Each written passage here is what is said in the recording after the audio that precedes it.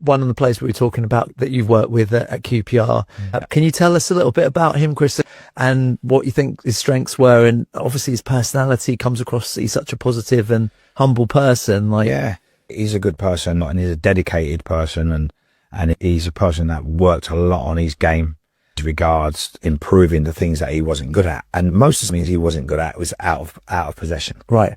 You know, so people looked at him as a luxury, which he wasn't, but because of the way he is, people would tend to think he was lazy, but he never was.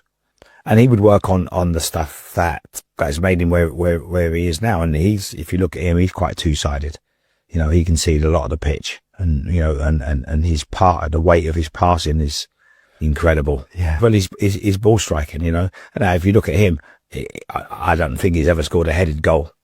So, you know, as much as we might work on that, that's not going to be something that you're going to work on at the cost of working on his corner taking or free kick taking.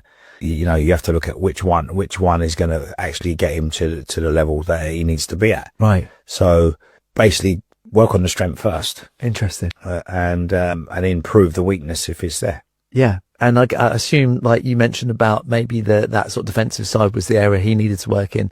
There was buy-in when you were coaching. This is what we need to do. This is how you can become more effective there. And seems to work really hard at it. And I mean, we say buy-in, really, it was at that stage of his career, it wasn't him buying into it. It was about him complying. Doing his job. Do you know what I mean? Which he knew he had to do in order to win the managers over that put him in the team.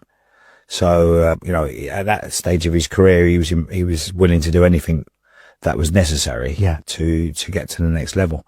And that's, you know, a true professional, really. Yeah.